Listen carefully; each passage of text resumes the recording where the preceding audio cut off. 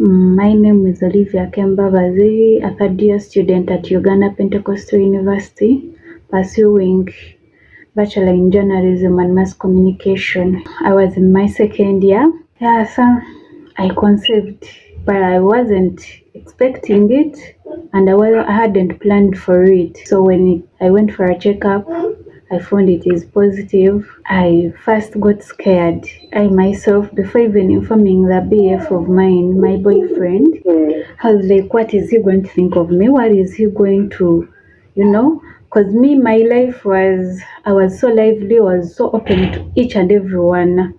I was so friendly, okay. And I would always be going to Kampala, coming back to Fort. So I had a lot of stuff running to my mind. My thoughts, I thought he might think maybe it is not his pregnancy, guys of these days. When I first kept quiet, I neither even informed my friends nor him.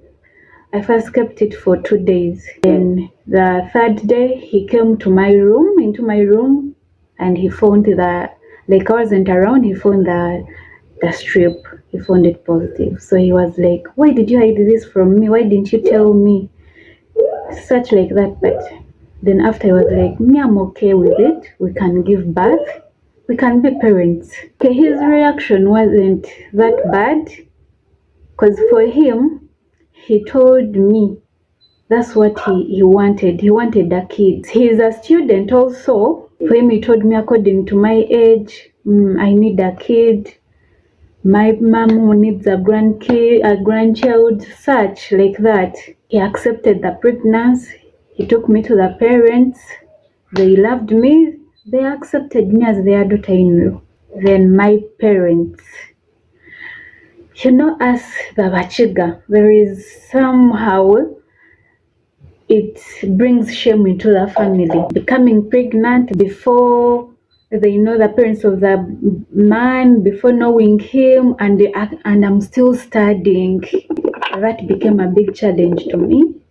I was scared, and I am the firstborn of my father. He really trusted me a lot. Okay, he loves me so much. I was like, oh my God, what am I going to do? How am I going to tell him? I kept it actually he came to see me when the pregnancy was 2 months, but as a man, he couldn't understand. So it came to April. I was like, my God, I think I should call home. I talked to them. Before I call, my stepmom calls me. You have to come for Easter at home. We miss you. Come home. So that was the beginning of me starting losing weight because of thoughts, Then I decided to text my dad, because I first put aside my mom. My mom is an understanding woman. Still, she's not with my dad. So I had to first talk to the person who pays my tuition. So I texted him. I told him, Daddy, I have a big problem. He was like, what's the problem?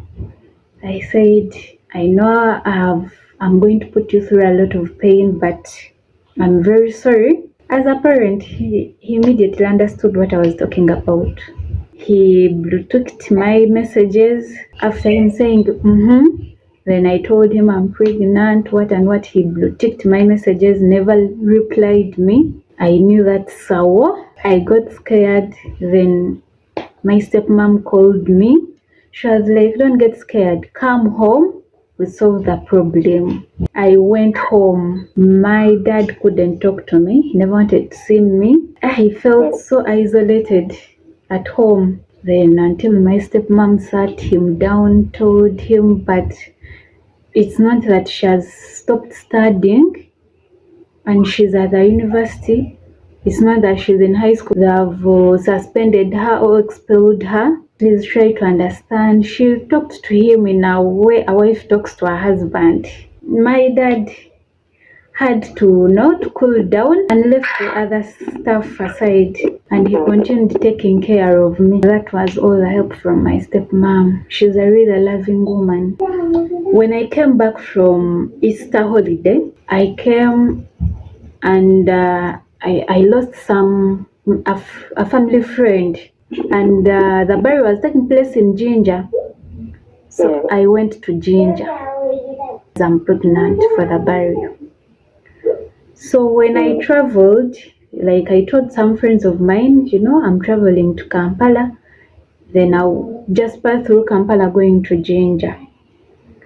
So I think one of my friends told some people like she has gone to Kampala, but she didn't tell them the reason because they were asking her, where is Queen? Where is Queen? She told them she went to Kampala. So as rumors had already gone around the campus that I'm pregnant,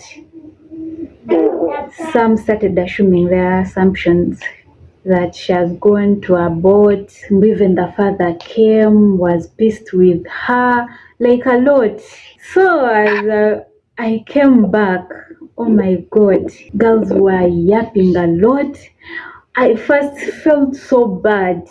I was so down. I was like, oh my God, how am I going to manage at campus? And at first I was like, should I go for a dead year? Then I talked to my boyfriend. He was like, that's not needed. Continue studying. Don't listen to negativity of people.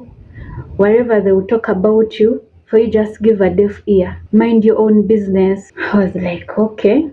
He supported me. I was like, all right. Then I had to take another step to talking to my head of department, Mr. Lincoln Kanyesiji. I went to him. I told him I'm pregnant. He was like, anyway, you did a good decision. You never aborted because some girls opt for abortion. I informed him so that in case I miss lectures, like those early morning lectures, at least he can be there to understand. So another person whom I talked to was Mr. Habu, Eric.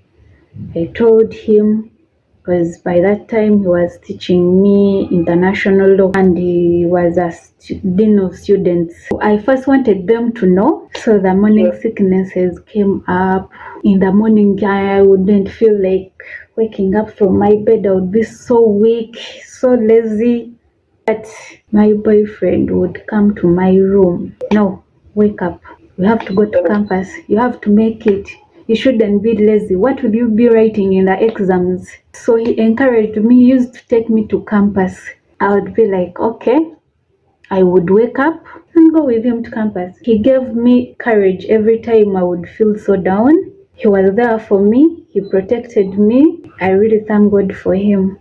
Yes, they gave me a conducive environment. They would understand, there is a time when the pregnancy has grown up. When you sit, you feel pain. When you stand, you feel pain. Those were my experiences. So I would sit. When I feel tired, the lecturers would be like, for them, okay, my lecturers came to know all of them that would teach me.